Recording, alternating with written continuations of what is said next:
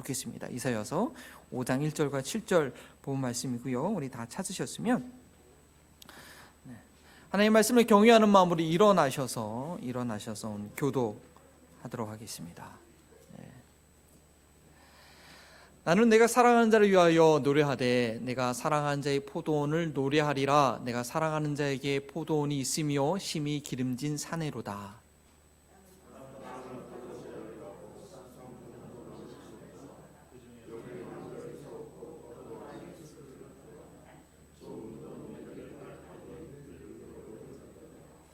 예루살렘 주민과 유다 사람들과 고하노니 이제 나와 내 포도원 사이에 사리를 판단하라.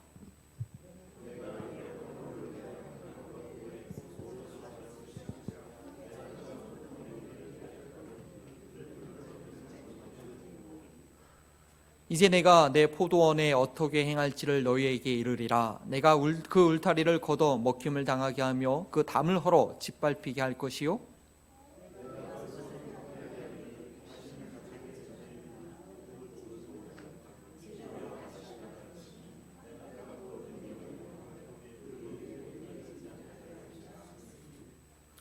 무릇 만군의 여호와의 포도원은 이스라엘 족속이요 그가 기뻐하시는 나무는 유다 사람이라. 그들에게 정의를 바랐더니 도리어 포악이요 그들에게 공의를 바라셨더니 도리어 부르짖음이었도다. 요한복음 읽으시겠습니다.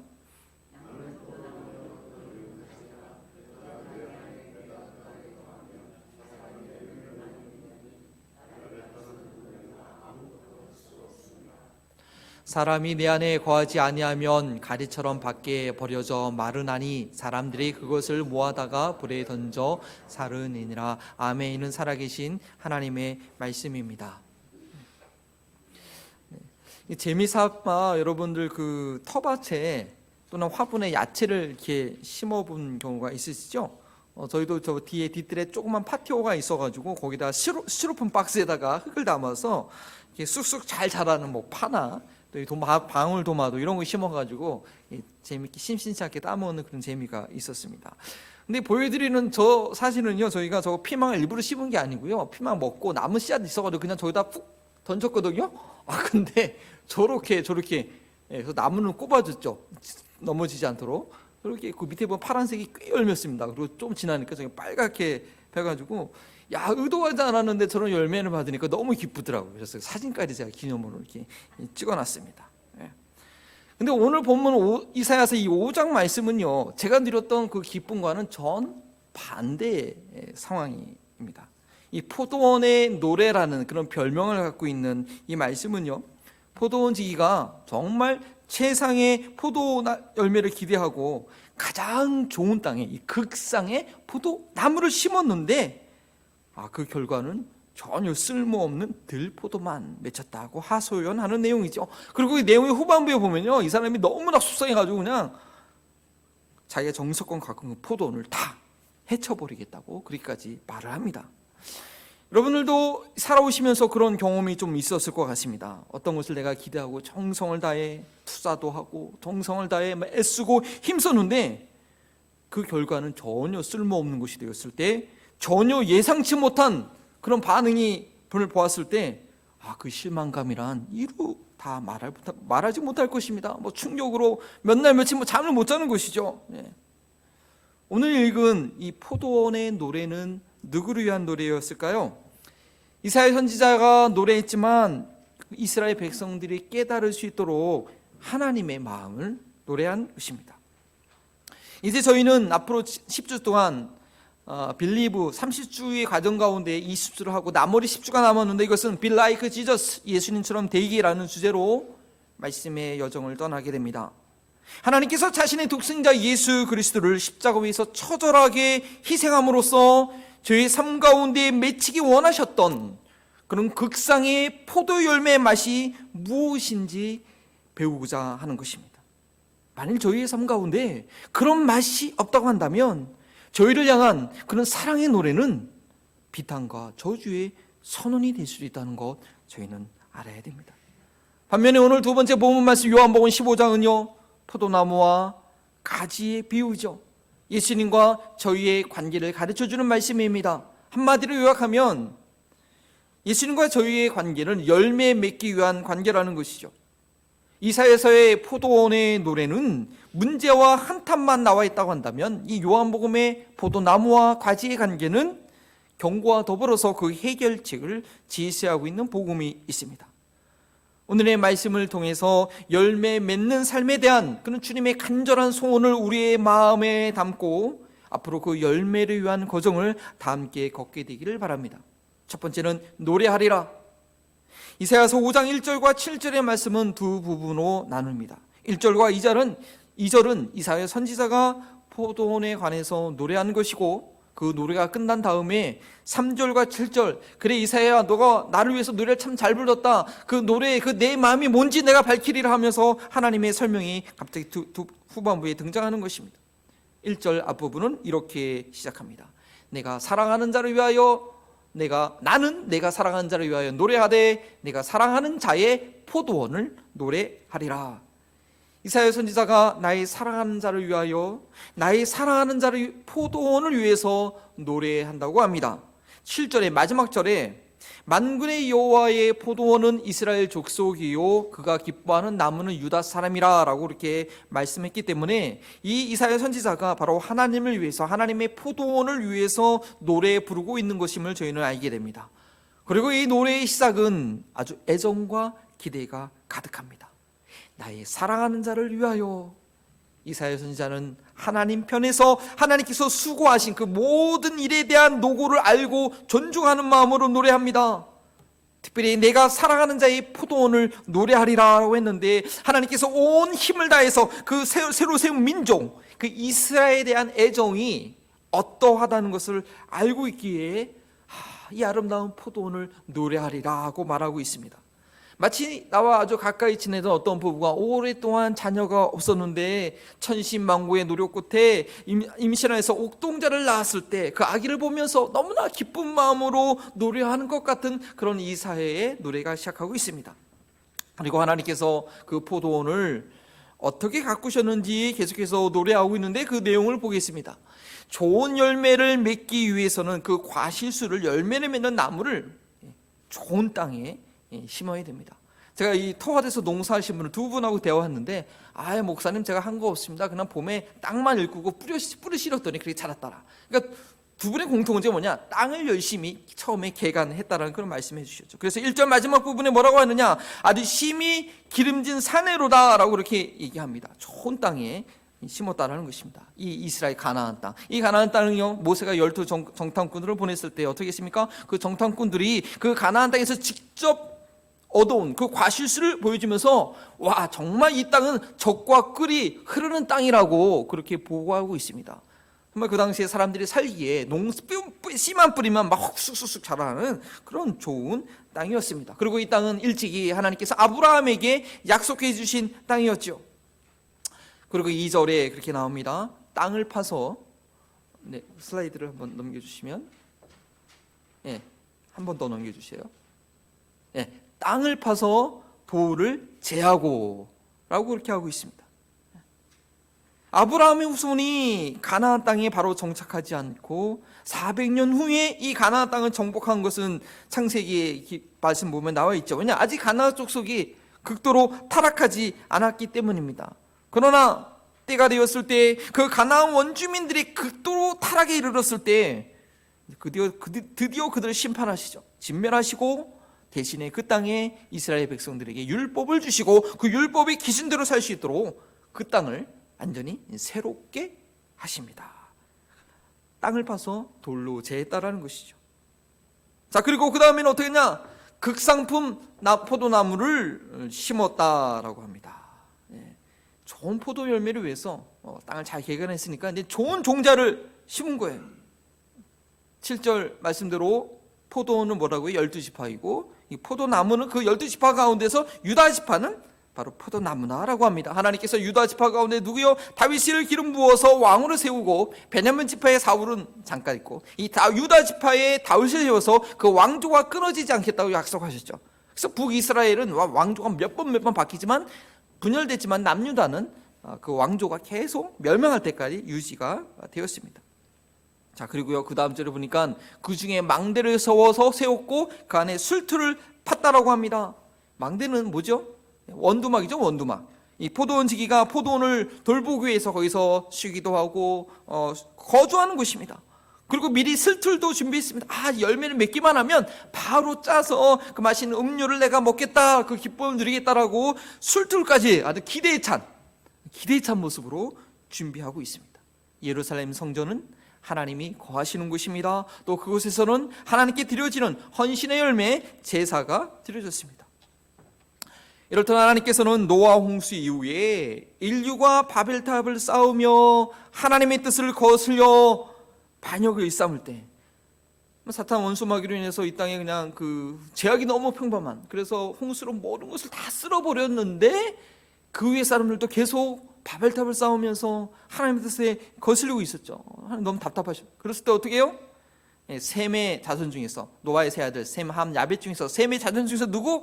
데라의 아들 아브라함이 아니라 아브라함을 택해서 새로운 한 민족을 세울 계획을 하셨습니다. 이미 제멋대로 퍼져나간 그 종족 중에서가 아니라 자신의 아들까지라도 희생해서 순종하는 그 아브라함을 통해서 하나님의 거룩한 율법을 감당할 만한 그 한 민족을 세우신 것이죠. 그리고 더 중요한 것은 이 민족을 통해서 여자의 후손으로 태어날 메시아 그리스도가 인류 역사의 가운데 오게 됩니다. 온 땅으로 퍼져나간 수많은 종족들에게 하나님의 살아계심을 알리고 구원의 길을 제시할 민족, 이 이스라엘 민족을 가나안 땅에 심으신 것입니다. 그래서 그들에게는 창조주와 관계하는 법을 알려주는, 뭘 주셨죠? 율법을 주시고 그 율법을 실제로 경험할 수 있는 성전을 주셨습니다. 이사야 선지자는 이스라엘 향한 그 오래된 구원의 계획, 그 구원의 계획을 가지고 한 민족을 세우신 그런 하나님의 기대와 노고를 너무나 잘 알고 있었기 때문에 너무나도 귀한 포도원이라고 노래하고 있는 것입니다. 이 이사야서가 이 노래를 이연할 때는 어떤 시대적으로 어떤 상황이었느냐? 이 북이스라엘이 우상숭배와 금송아지 우상숭배를 통해서 북아수르에서 거의 다 이제 패막 직전에 막 그런 상황이었고, 그 가운데 그나마 예루살렘을 유지하고 있었던 유다 지파는요, 하나님께 있어서 너무나 소중한 사람들이었습니다. 그래서 포도나무는 유다 사람이라고 말합니다. 그런데 유다 사람뿐만 아닙니다. 그렇게 남겨진 예루살렘 성전에 있는 다윗의 왕조의 혈통에 있는 유다 사람뿐만 아니라 오늘날 저희도 마찬가지입니다. 때가 참에 그 아들 예수 그리스도를 인류 역사 가운데 여자의 후손으로 보내셨습니다. 그 십자가의 죽으심이라는 그런 값비싼 대가를 치르시고 부활의 영광을 얻으심으로 죄인을 구속하셨습니다. 육신을 가지고 있는 죄인들이 그리스도의 속죄 사건으로 인하여서 그 하나님의 거룩한 년 성령님을 우리 영혼 가운데 모실 수 있게 되었습니다. 저희들도 마찬가지죠. 하나님께서 은혜를 주셔서 이 복음을 믿고 아무 때나 믿는 게 아니죠. 때가 참에 나의 삶 가운데 방황과 어려움과 타락 가운데 때가 참에 정말 하나님이 살아계시는구나 라고 것을 경험하고 알게 해주셔서 우리 성령으로 거듭나게 해주신 것이죠. 그러한 그리스도인들은 이 타락한 세상 가운데 하나님 나라를 이루어갈 수 있는 너무나 소중한 존재라는 것입니다. 하나님께서 독생자를 희생해서 일으켜 세운 그런 영혼들이라는 것이죠. 그러나 2절의 마지막 단어는 무엇입니까? 들포도를 맺었더라. 들포도가 뭔지 아십니까? 잘은 몰라요. 근데 그날 어감상 이거 먹을 만한 포도가 아니라는 거죠. 가장 기름진 산의 땅을 기용해서 극상의 포도나무를 가장 비싼 종자를 심었건만 결과는 들포도를 맺었다는 것입니다.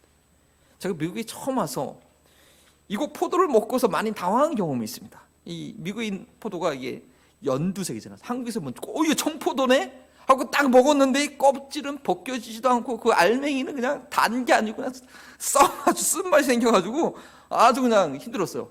나중에 기회가 돼가서 H&M마트에 가서 한국 포도가 있더라고요. 그걸 먹으니까 겉껍질이 야들야들하고 그 안에 있는 그 알이 당도가 높아가지고 한번 딱 씹는 순간 그 단맛에 그래 이게 한국 포도 맛이지.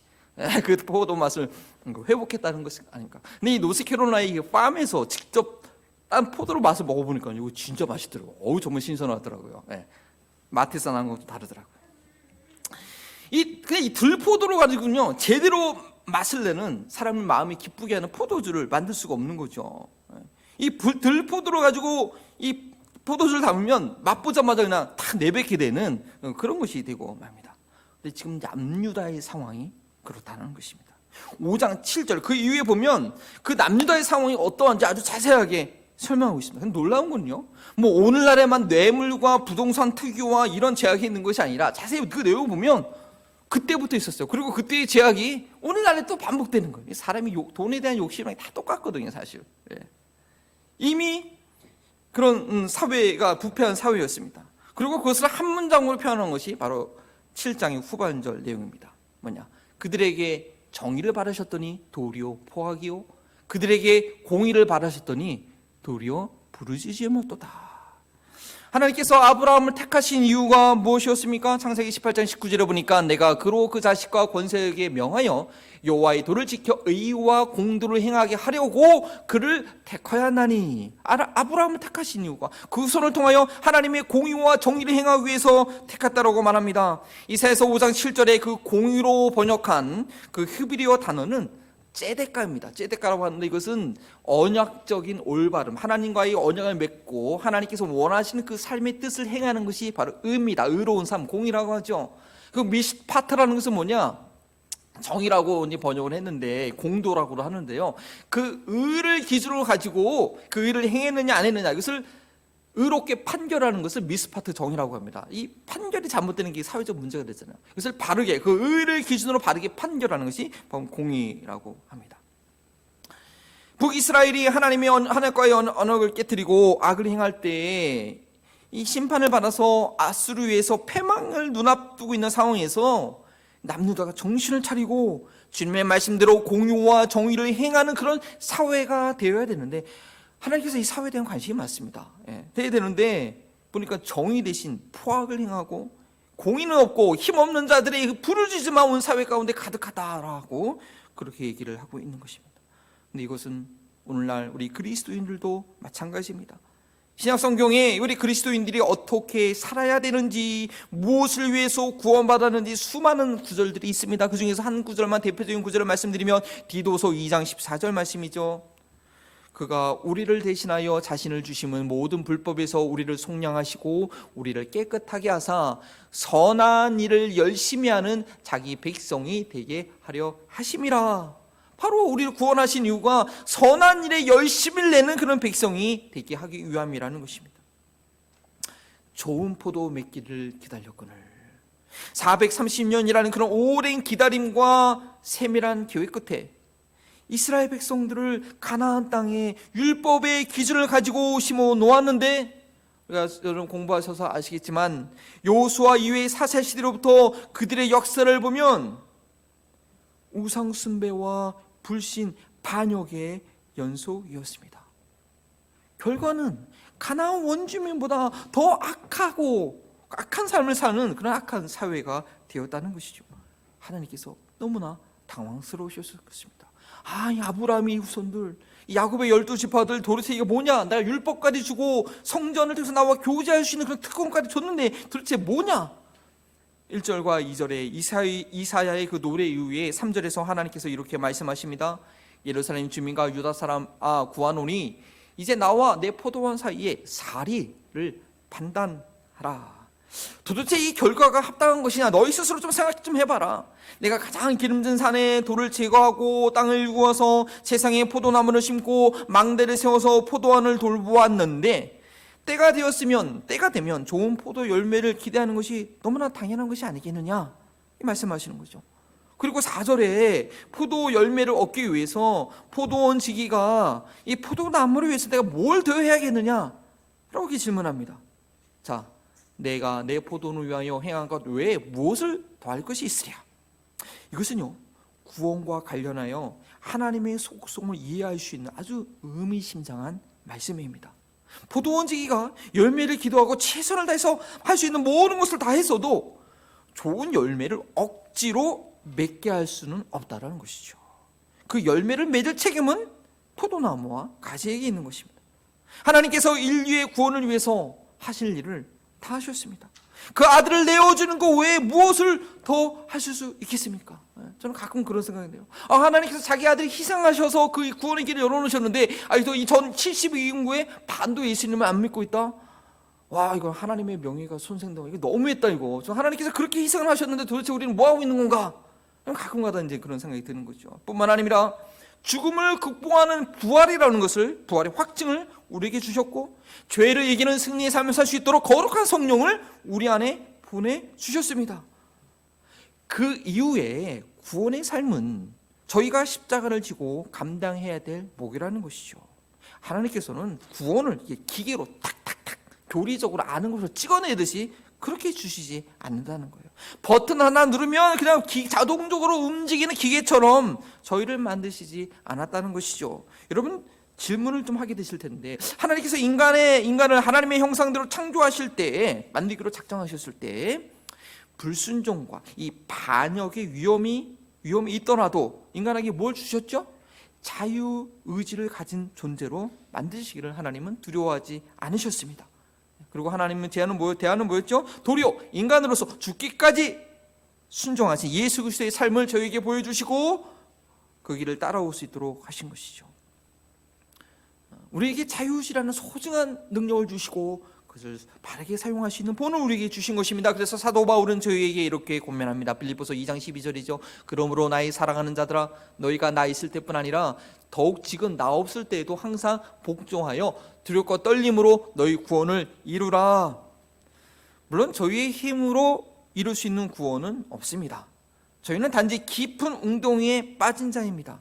깊은 웅덩이에 빠져있는 자를 누군가가 저 위에서 밧줄을 확 던져줘서 그를 들어 올려주었을 때 이 구원받은 사람이 내가 내려준 밧줄을 내가 붙잡았기 때문에 구원받은 것이다. 그러한 나의 노력이 있기 때문에 나는 구원받았다. 그런 내 노력 때문에 구원받았다라고 얘기한다면 그처럼 어리석고 배은망덕한 사람이 없는 것입니다. 이 깊은 ung덩이에서 구원받은 것은 누가 뭐라 해도 뭐죠? 위에서 밧줄을 던져줬고 그것을 끌어 당겨줬으니까 구원받았지, 내가 그걸 붙잡았으니까 구원받았다고 얘기할 수는 없는 것이죠. 그 동이는 너무나 깊고 본인은 힘이 다 빠져서 밧줄이 내려져 왔어도 그것을 잡고 당기고 벽에 올라갈 힘조차 없었던 것입니다. 단지 밧줄을 끝까지 붙잡았기 때문에 끌어당겨지는 밧줄과 함께 올라올 수 있었던 것이죠. 단지 저희에게는 밧줄을 끝까지 붙잡는 애씀이 절대적으로 필요하고 그것이 있었을 뿐입니다. 근데 내가 그것 때문에 구원받았다라고 우리는 얘기할 수 없는 것이죠. 하지만 우리에겐 그런 또 밧줄을 붙드는 애씀이 필요한 거 확실합니다. 요한계시록 14장 12절에 이 짐승의 666표를 받지 않은 이들에게 무엇이 있었는지 요한계시록 14장 12절은 이렇게 말합니다. 성도들의 은혜가 여기 있으니 그들은 하나님의 계명과 예수에 대한 믿음을 지키는 자니라. 끝까지 믿음을 지키는 인내가 필요합니다. 또 하나님께서 원하시는 열매를 맺기 위해서는 예수님께서 제자들에게 뭐라고 말씀하셨죠? 그들이 먼저 내 안에 있기를, 예수님 안에 있기를 힘써야 된다고 말씀하셨습니다. 요한복음 14장 4절과 5절 7절 말씀이죠. 내 안에 거하라, 나도 너희 안에 거하리라.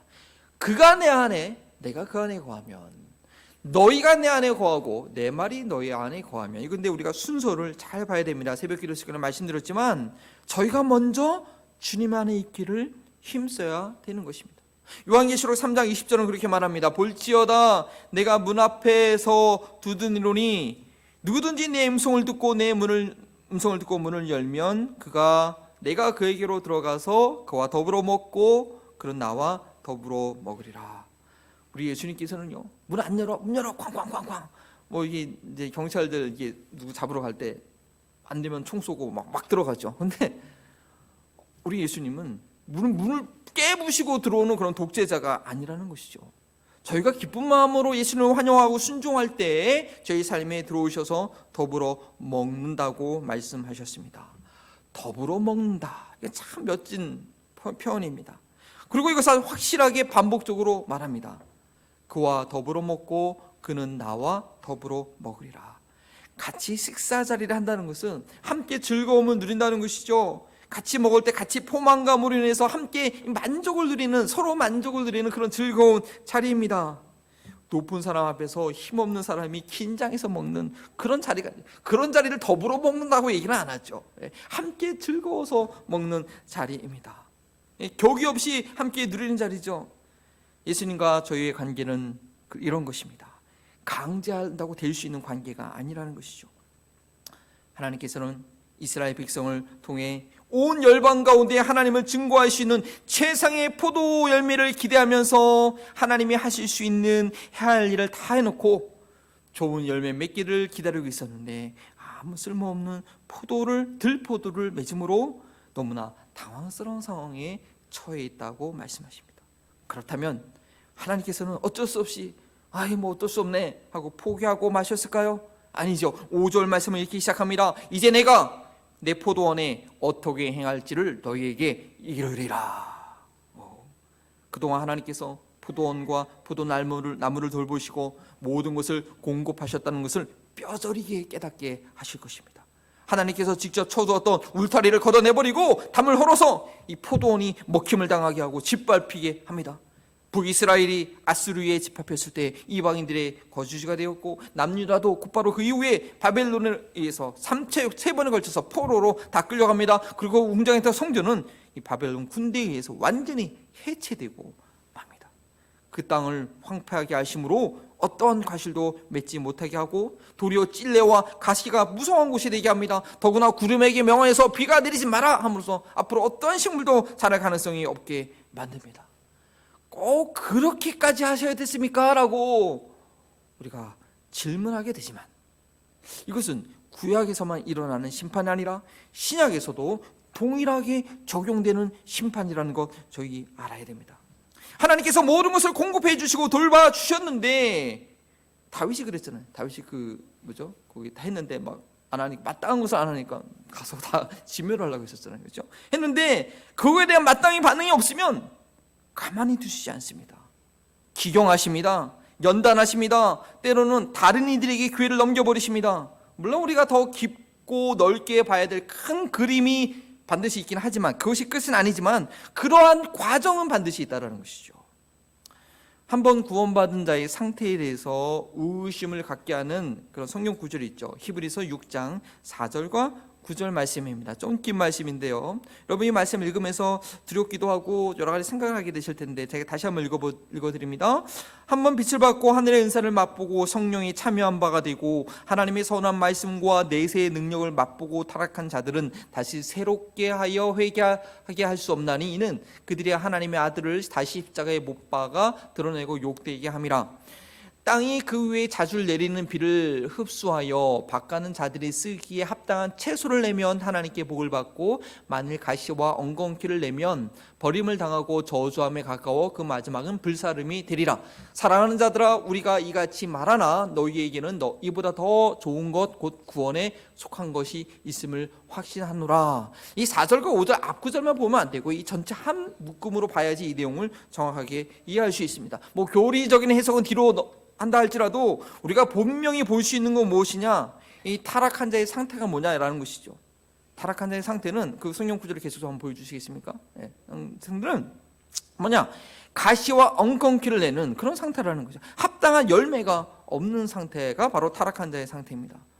그 마지막은 불사름이라고 하는 것이죠. 근데 그 중에서도 우리가 소망을 갖는 것이 뭐냐? 마지막 구절에 이보다 더 좋은 것, 그 구원에 속한 것이 우리에게 있음을 말합니다. 그러면 그 구원에 속한 것은 뭐냐? 그 앞부분에 있는 합당한 채소를 내며 열매를 맺으면 하나님께 복을 받는다는 것입니다. 반면에 하나님의 선한 말씀과 내세의 능력을 맛보고도 성령을 체험하고서도 타락한 자들은 어떤 자들이냐? 열매가 없는 자들이라는 것이죠. 예수님께서도 이 세상의 소금인 제자들이 그 짠맛을 잊어버리면 어떻게 돼요? 밖에 버리고 사람들에게 짓밟을 뿐이라고 말씀하십니다. 마태복음 21장에 보면 예수님께서 말씀하신 포도원 비유가 있습니다. 여러분 기억나시죠? 모르겠는데 이것이요 이사야서 5장 말씀과 아주 맥락을 같이 하는 내용입니다. 포도원들은요 때가 되면 그 포도를 맡긴 그 주인에게 포도 열매를 보내야 되잖아요. 그래서 그 주인이 종을 보내가지고 때가 됐으니까 포도 일부 나한테 줘라 했는데 이 포도 청지기들이 어떻게 해요? 종을 죽입니다. 여러 명 보내는 대로 다 죽입니다. 그래서 마지막에는 자기 사랑하는 아들을 보내면 존경하겠지 했는데 이 사람들이 상속자가 온다, 완전히 죽여 없애버리자 하고 하는 그 끔찍한 이야기를 합니다. 자, 이 포도원의 청지기들은 어떤 생각이었습니까? 이 포도원의 주인을 인정하지 않고 있는 것이죠. 자기가 주인이 될 수 있다고 자기가 주인하고 생각하기 때문에 이 맺어야 될 열매에 대한 부담감이 없는 거예요. 어차피 없으면 말고 그러고 마는 거죠. 그리고 열매를 달라고 하니까 거부하고 반항하는 것입니다. 저희도 마찬가지입니다. 저희가 구원받았다는 것은요, 뭐죠? 인생의 주인이 바뀌었다는 것을 인정하는 것입니다. 예수님을 저희 인생의 주인으로 인정할 때에, 예수님께 내 삶을 맡겼을 때에 당연히 맺힐 열매가 있는 것입니다.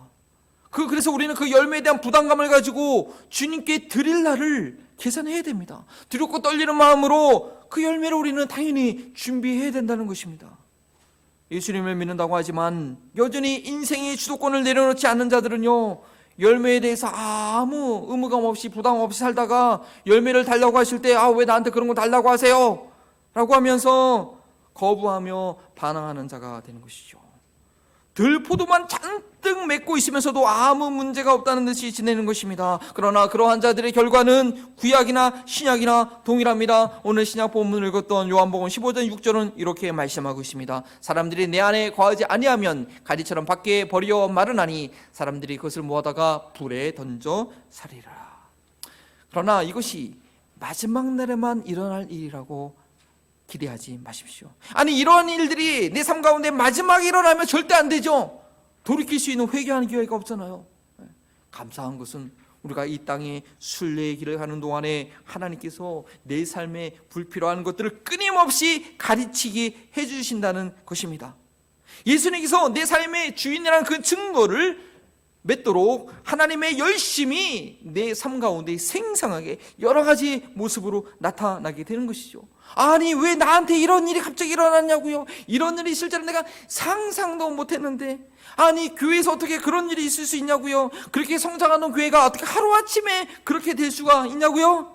충분히 그럴 수 있습니다. 아니, 하나님으로 인하여 그렇게 될 수 있습니다. 왜냐하면 하나님은 그렇게 하실 수 있는 분이라고 창세기부터 노아의 홍수 심판부터 마지막 요한계시까지 하나님의 거룩하심과 심판하심이 계속적으로 경고로 나타나고 계십니다.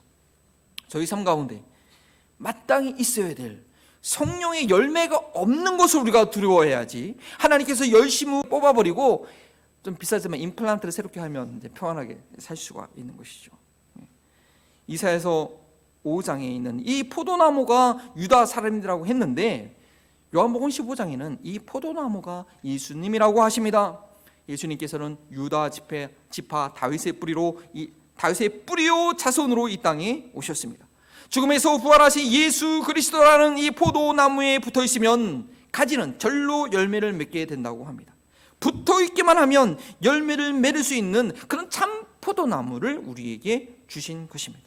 열매에 맺는 것이 가지에게 책임이 있지 않고 포도나무에 있다는 것, 이것이야말로 복음 중에 복음이죠. 요한복음 15장 5절 말씀 다 함께 읽습니다. 나는 포도나무요 너희는 가지라. 그가 내 안에 내가 그 안에 거하면 사람이 열매를 많이 맺나니 나를 떠나서는 너희가 아무것도 할 수 없음이라. 포도원인 이스라엘 족속과 포도나무인 유다 사람들, 그들은 하나님의 공의와 정의를 드러내지 못하여서 모두 회폐하고 심겨진 땅에서 쫓겨나고 진멸당했지만 하나님은 약속을 지키시는 하나님이십니다. 풍성한 열매를 맺는 포도나무를 유다의 뿌리를 통해서 우리에게 허락하셨습니다. 저희는 열매를 맺어야 되는 가지입니다. 열매는 어떻게 맺는다고요? 유일한 참 포도나무에 거할 때만 그 열매를 맺을 수 있습니다. 그 열매에 그 포도나무에 내가 붙어있는지 안 붙어있는지는 뭐로 알 수 있느냐? 열매를 맺고 있으면 붙어있는 것이고 열매를 맺지 못하면 붙어있지 않은 것입니다. 앞으로의 10주 과정 Be like Jesus, 예수님처럼 되기를 통해서 그 열매가 무엇인지 저희는 상세하게 살펴볼 것입니다. 성령의 열매를 추상적으로 생각하시면 안 됩니다. 성령의 열매 그 9가지 내용이 무엇인지, 어떤 과정을 통해서 어떻게 맺게 되는지를 좀 구체적으로 이해할 필요가 있습니다. 그리고 그 열매가 있을 때 삶의 여러 가지 상황 가운데서 내가 어떻게 반응하게 되는지 저희는 알고 그 열매가 있는지 없는지 알아야 되는 것입니다. 예수 그리스도의 보혈의 피로 구원받은 저희들의 삶 가운데는 이 세상 사람들이 감히 상상할 수 없는 그런 최상의 열매가 맺혀지는 것이 너무나 당연한 일이라는 것을 저희는 알고, 그럼 그것이 바로 복음이라는 것을 믿고 앞으로의 10주의 과정을 통해서 그 열매를 확인하는 그런 기쁨이 우리 가운데 있길 원합니다. 우리 나를 사랑하시고 나를 기뻐하시며 내 삶과 나 함께 원하시는 그 주님의 사랑의 노래, 이사야가 처음에 불렀던 그 사랑의 노래를 우리도 이 시간 다시 한번 일어나셔서 마지막 찬양으로 앞에 드리길 원합니다. 주 나의 사랑, 나 주의 사랑, 그 사랑은 내 기쁨.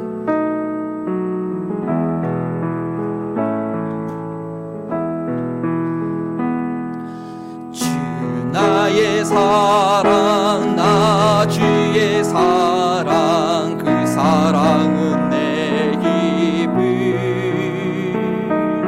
주 나의 사랑, 나 주의 사랑, 그 사랑은 내 기쁨.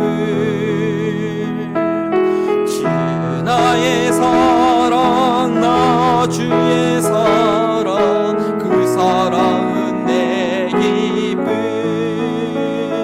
그 사랑은 내 기쁨.